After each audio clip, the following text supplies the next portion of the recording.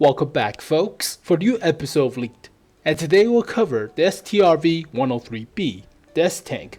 So this is going to be a normal tier 10 Swedish Tank Destroyer, even though it's a main battle tank, technicalities, whatever. So yeah, it's one of the most hyped vehicles to come to World of Tanks in a long time. A lot of players know about it, a lot of players want it ever since 2012 or 2011. So this is one of the biggest, most hyped vehicle to come to World of Tanks. So yeah, I'm pretty excited, but we're going to chew this vehicle to the bone. We're going to critically analyze the S-Tank to every last drop. So this video might be a little bit long, but there is a timestamp to the stats of the vehicle in the description below, so you know where to click, but overly analyzing stuff is what I do, so welcome to the channel. But what is the S-Tank? The S-Tank is indigenous to Sweden. It's a pure Swedish design. It's not based off a Sherman chassis or Panther chassis or King Tiger's chassis. Nope, it's purely Sweden.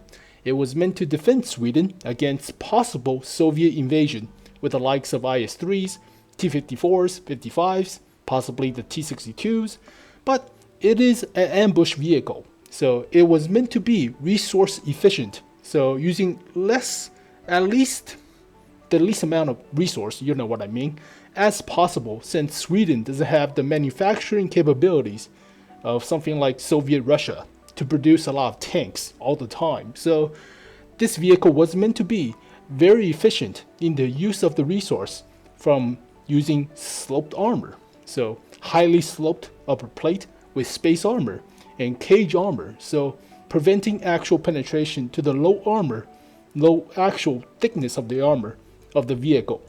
Also, this vehicle doesn't have a turret, so based on the doctrine, the tanking philosophy of Sven Berge, so this man right here, Mr. Sven Berge, he believes that the vehicles needed for defending Sweden is of low silhouette, doesn't need to have a turret, and has a high maneuverability to run away, so moving backwards as well as forwards. So the S-Tank was designed with same speed forwards and backwards, with a good gun depression based off the hydropneumatic suspension, and has better sloping than conventional tanks with conventional turrets. So another philosophy that led the way to designing the S-Tank was because there weren't that many great technologies for stabilizing the gun. So there weren't that great gun stabilization, the vertical stabilization or gyroscopic stabilization of the main gun for shooting on the move. So he thought that since we're not going to shoot on the move, might as well make the gun onto the hull and remove the turret. So that's why the S-Tank doesn't have a turret. So yada yada, history and blah blah blah.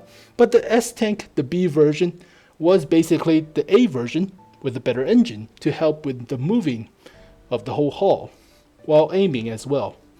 So that's the whole S-Tank in a nutshell, but I'll talk about the prototypes and I'll talk about the later history coming right up. So as you can see, it's a real production version of the Zero series of the S-Tank. The S-Tank is into different series. The first series is the Zero series, that's the prototype stage. The A series was the initial production model, but doesn't have the horsepower, so they increased the engine, and that became the B series. The C series is the application of better fire control system and fuel tanks, but that's pretty much it. And the D version is not implemented, but it's reactive armor and applicate armor upgrade to the existing C series. So that's all the series of the S-Tank. So here you can see the early stages of the Strv 103B. As you can see, this is the Cranbon chassis. They were testing the elevation and depression of the hydropneumatic suspension. They mounted a British 20-pounder to test the aiming of the gun. So they want to have a low profile vehicle to take a full advantage of the rugged terrain of the Swedish outback. So that's what they're testing with the Cranbon's chassis, because they decided that the Cranbon was too expensive for actual production. So let's just use the chassis and test other stuff. So they mounted the gun, and there you go. They also tested the same system, the same aiming system with the gun, with the IKV 103 right here. They also tested the system with the Sherman tank chassis right here. So yeah, that's the early stages of designing the aiming system for the S-Tank. And here is the initial prototypes of the S-Tank. So this is the S1 prototype, and these are the S2 prototypes right here. This is just a wooden model, or boxy wooden model.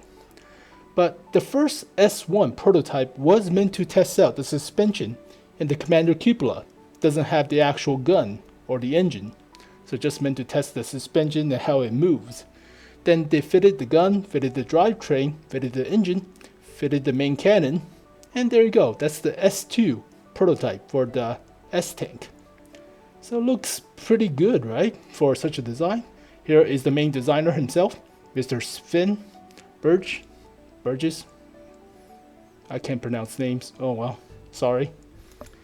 So here is the actual production models of the S-Tank. So this is the A version. They modify it into the B version by increasing the engine.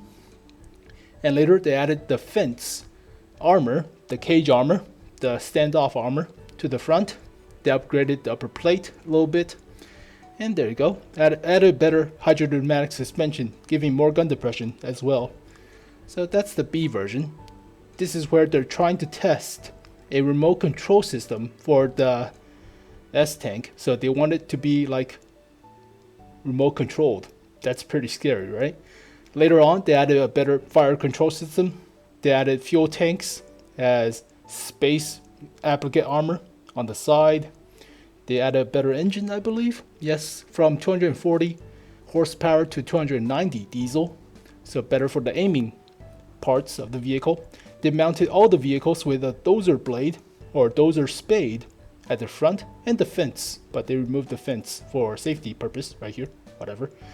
And this is the D version. So this is the C version, this is the D version. The Strv 103D has applicate armor as well as explosive reactive armor. So this is reactive armor, I believe, like the C1 Ariete. So huge large boxes on the sides, as well as applicate and reactive armor at the front of the plate. So upgrades, but this model was never fully implemented because the Swedes just bought the Strv 121 and 122. That's the Leopard 2 A4, not the 103. What am I talking about? So getting confused, whatever. But here are the in-game models of the S-Tank. So it looks pretty decent. It has the cage armor at the front, as well as boxes at the back, but it doesn't have the fuel tanks as the applicate armor on the sides. So it's not, it's not the C model, obviously, but still looks pretty decent. Also, this is the early models, early renders of the vehicle. Doesn't have the rib space armor at the front. We'll talk about this coming right up, but there are ribs of actual space armor right here. So looks like to be covered up with a mesh, but they removed the mesh in the actual video. So here is the actual video and screenshots of the S-Tank. So as you can see, there are the ribs right here. So these are space armor plates right here covering up the upper plate. It's hydrodynamic suspension up and down, yada yada yada. Has the cage, the fence armor, quote unquote, at the front. So 11 degrees of gun depression, 16 elevation. Yep. Here is a good size comparison with the Jagdpanzer E100. So it's basically the chassis of the Jagdpanzer. It's a pretty small vehicle. It has 4% less camouflage rating than the E25.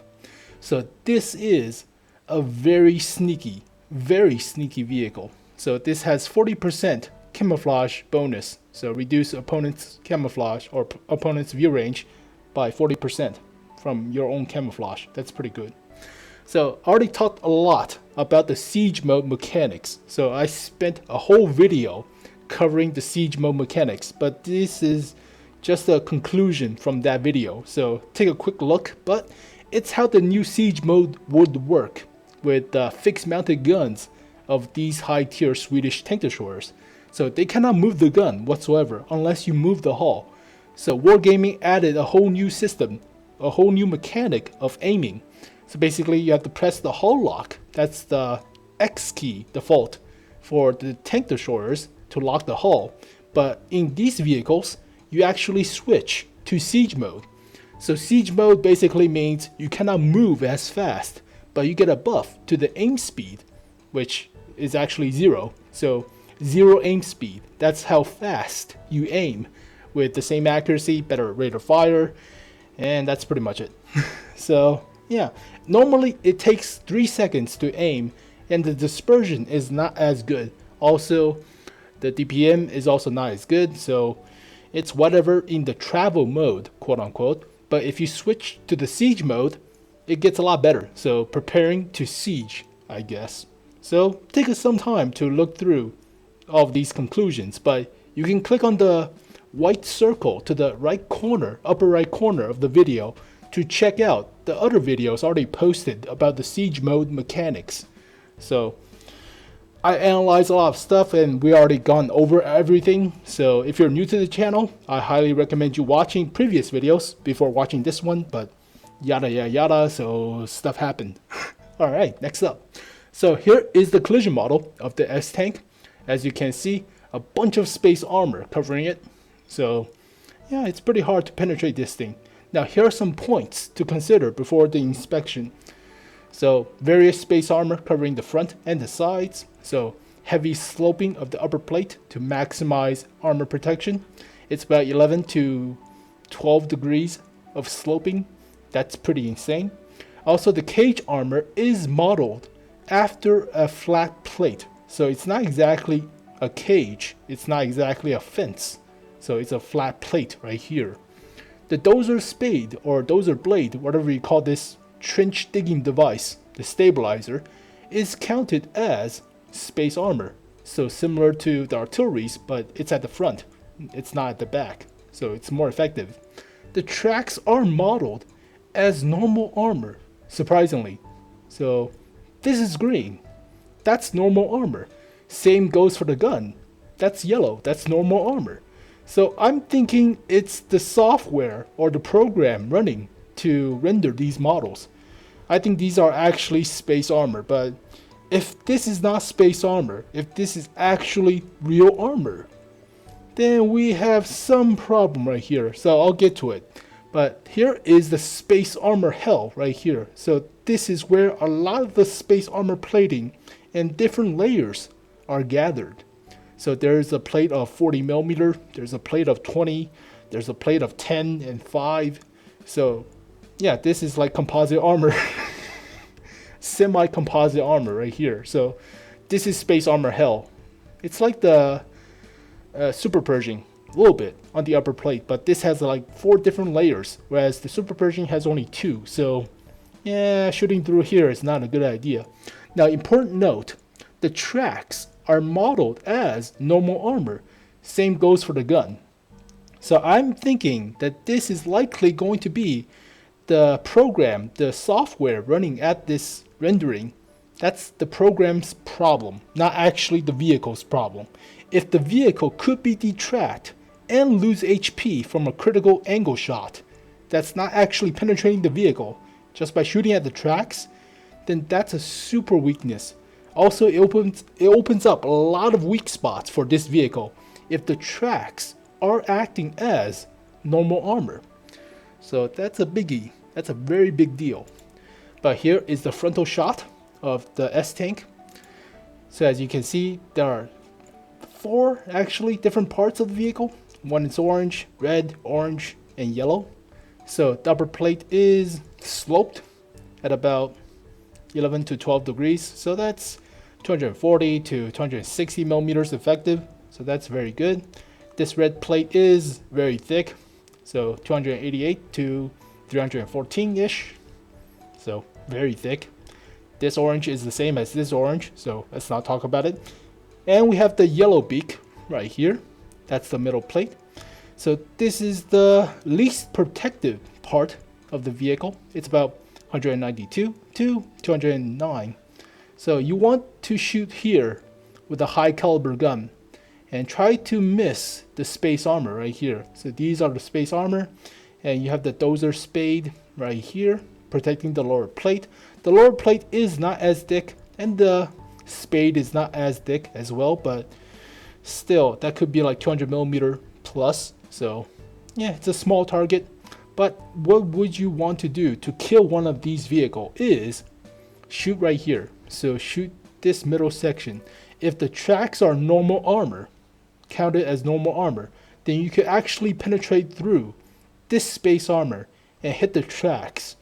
And if the tracks are counted as normal armor, it penetrates and deals 4 damage. So just hit here. But if the tracks are normal space armor, then hit the middle beak right here. That's the weak spot. Also try to hit the gun access slit, or gun access, what do I call it? Canal, or gun access route. Alright, so that's the upper plate and in the middle of the gun. But you can see right here, so that's this strip right there. I'll show you a better picture. But that's this strip right here. So that's the weak spot on this vehicle, as well as the beak. Also note, do not overly expose your upper plate. So don't overslope or counter slope against your opponents. So as you can see, when this vehicle is normally pointed towards your enemies, it's pretty effective in the armor. But if it's overly or counterly sloped downwards at 11 degrees of gun depression, then the whole armor becomes half effectively. So holy crap, that's a lot. So it's half if you slope downwards at only 11 degrees of gun depression. So don't do that. Always point your gun towards your enemies to maximize the effective angles of your upper plate. So they also have to go through this space armor right here, even though it's not actually a plate. So technicalities, whatever. Side armor is garbage. Let's not talk about it. It's about 20 to 30. At best, maybe 60, but not going to do a lot of stuff, whatever. And I highly doubt Wargaming has changed the algorithm for hitting space armor and passing through it. So normally when you hit a space armor, the shell has a chance to change trajectories, so change direction when hitting the space armor into the next layer. So it gets like a billiard effect, so it gets knocked around a little bit. But in reality, or in the game's reality, it just goes straight through, so it doesn't change the trajectory, so it stays the same course. So if you get penetrated with AP shell on the space armor, you get hit. You get penetrated. So it's a lot of math and technicalities, but if you understand trajectories and actual space armor, variables and stuff, you should understand what the hell I'm talking about. But otherwise, I'm pretty much putting you to sleep. So whatever. Side armor is garbage, rear armor is also garbage. So nothing to talk about. Also note, the space armor is quite chunky, but it's kind of hollow, so it's not as thick. It's like 10mm or 20. But here are some incorrect modeling of the S-Tankl. So historically, in real life, you have these plates, these bars on top of the upper plate, the upper glacis. These act as space armor for the vehicle. So here you can see the testing of these bars.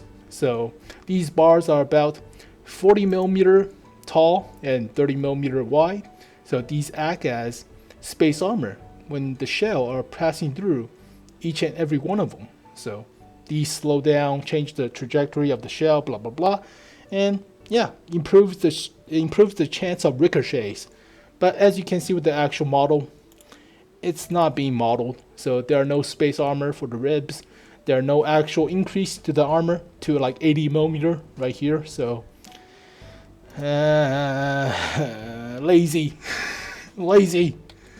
And here is the cage armor. So cage armors are only meant for high explosive anti-tank shells or high explosive anti-tank warheads or shape charge warheads, so like RPGs or missiles.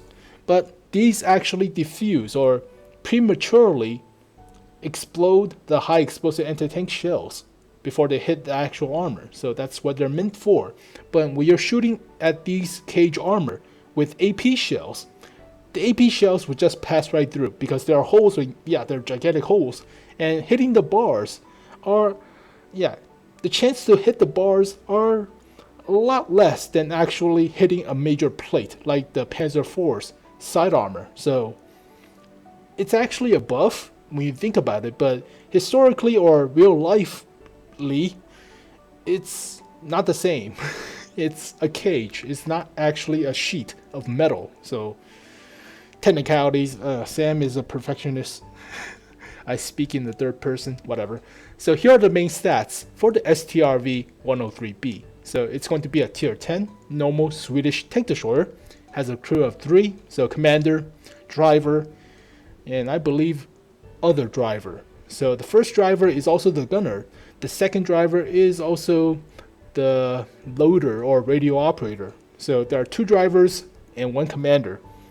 It's kind of unorthodox, but that's how this vehicle works. Has 1,600 health. Oh my god, super low. That's like tier 8 levels of health. That's garbage.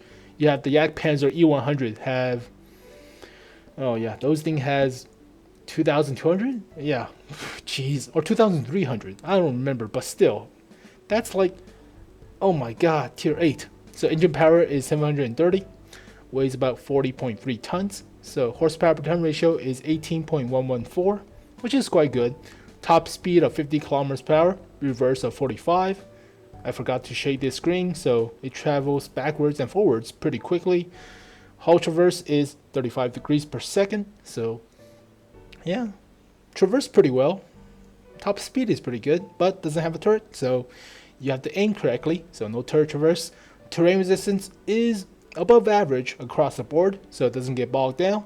View range is kind of low, 370 meters at tier 10. Radio is standard above 700, so 850. Yeah, very good. Hull armor is 40 at the front, 30 at the sides, 30 at the rear, with some plates at 50, some plates at 60, so meh. No turret. Has a 105mm gun with 50 rounds, so yeah, a lot of rounds. Penetration is great with APCR, and gold shell is also APCR with less penetration, or more penetration, but not as good as other gold shell, mostly high explosive anti-tank shells, but whatever. So penetration is 308mm for the default, and that's actually amazing, one of the best penetration. But the alpha is 390. So the alpha is kinda lacking. It's even worse than the tortoise. So the tortoise has 400 alpha. This has 10 less. Oh. So in the travel mode, it fires about 6.431 rounds per minute. So 2,500 DPM. That's average for tier 10 TDs. Reloads every 9.33 seconds. Accuracy is 0.3. Takes 3 seconds to aim. Has no gun depression, no elevation, because it's not in the siege mode, so you cannot actually aim this gun unless you're on the even flat plane like Himmelsdorf or something. So yeah, that's not going to happen a lot of the time. But when you switch to siege mode, your horsepower per ton ratio drops to the diesel engine, which is the 240 horsepower diesel engine, so 5.955. Top speed of 5 kilometers per hour, reverse of 5, but you fire a lot more, so 8.535 from the video, from the wargaming video, so that's pretty good. DPM of 3,328, so 3,330 about. So yeah, that's a high DPM. I do not know if the video, the S-Tank in the video has a rammer, so it's assumptions. These are all assumptions, but it's around the same ballpark. So reloads every 7.03 seconds, accuracy of 0.3, great. But remember, when you're in siege mode, it's point and click. So you're not fast, but you're basically fully aimed whenever you click, or wherever you click your mouse button. So 0 seconds aim time. So gun depression of 11 degrees, elevation of 16 degrees. So here are the main stats. You can take a look, but I want you to focus on the camouflage rating. So here you can see, yeah, camouflage rating on steel right here. That's 0.404. That's 40.4%. The E25 is at 44.1%. So this is just slightly below the E25 levels of camouflage value. And this thing actually has somewhat conditional armor, so you could bounce a few shots. So yeah, it's pretty scary, but here you can see the insane camouflage rating. And take a note of the high shell velocity of the APCR shell. The gold shell is 50 meter per second less, surprisingly, but yeah, has more penetration, I guess. But here are the final thoughts about the S-Tank. So it's aesthetically pleasing. It's a great looking vehicle. It's Sweden, alright? They make some of the best looking crap ever. So holy shit, it looks pretty awesome. But it's slightly different stats compared to the historical stats. The top speed is 10 kilometers per hour less. It doesn't have the autoloader, which fires the rounds at 3 seconds per shot. So what the hell? And the name is kind of confusing. It's not exactly the B variant of the S-Tank. It's more like a B variant slash C variant, because not all the B variant have the fence or the dozer blade, and there are some other tweaks and stuff. Also, it has the incorrect armor setup that I already mentioned. So that's the cage fence and the rib armor, the rib space armor. So the strengths of this vehicle is, or are, penetration, accuracy, siege mode, DPM, gun angles, top speed, horsepower per ton ratio, hull traverse, terrain resistance, camouflage rating, and armor sloping. But the drawbacks are kind of huge too. So it has critically low health, only 1,600. That's super low. You get tagged by a 200mm plus high explosive shell from artillery, you're gone. Like 4/5 of your health, 80% of your health gone. So, oh god. And mode, there's a switching time between each mode. So between the siege mode and the travel mode. And between that time, you get flanked, you get artillery, you're dead. The alpha is low for tier 10, so it's a rapid firing gun, but not as rapid as the tortoise. The tortoises have 3,500 DPM, so yeah, it's not as rapid firing, but it's close, I guess. View range is low, so cannot spot for itself. Armor thickness is low, so that's the artillery problem, or that's the problem with artillery. Getting high explosive, you're dead. So incorrect armor modeling is also a problem, because you could have more armor from the rib armor, and defense armor, it's actually a buff, but whatever. So technicalities. But it's a pure ambush vehicle, so similar to actual S-Tanks, you play these vehicles as camping sons of bitches. You camp your ass, alright? Don't go spotting for yourself. Don't go tanking all the shots. You're not meant to, alright? So it's a pure ambush vehicle. Hide in the back. Play like a pussy. You'll win, trust me. So it requires good scouts and meat shields. So basically heavy tanks or medium tanks to soak up all the damage or distract your opponents. And it's only conditional armor. So it's focusing on sloping rather than actual thickness. So it's focused on sloping and space armor to counteract the trajectory of the shells and ricochet. But if you get touched by a 200mm high explosive shell, that's most of your HP gone. Out the window, you're toast. So do not get spotted, do not get found, and do not get hit. So run away if you have to, but the top speed is not that great. And the reverse is only 45, so it's not like 60 kilometers per hour reverse. That would be great, but nope. So it's only truly deadly on ignorant sitting ducks. So if you're sitting in the open, if you're getting pummeled with small alpha, quote unquote small alpha, then you'll realize I need to take cover, or I need to find some hard cover and hide behind it because I'm getting shot at. But the only way that this vehicle truly kills a lot of targets is of open maps. So it's not ready for the meta because a lot of the maps are city or, corridory, so there are not a lot of open spaces for you to snipe across the field. So it's not like the old Red Shire map where you can just sit in the middle and just camp the hell out of that position, or like the old draw distance with the Melanovka. So with a square draw distance, you can camp at base and just snipe all day long. But they changed the draw distance, so you cannot see your opponents anymore. So the meta shifted, and it's not geared towards tank destroyers or campers. So sad story, but it's the truth. So is it worth it? Well, wait for the test server. So be patient. It's a new vehicle with new mechanics. So a lot of variables are in the works. So I cannot really tell the future from all these variables.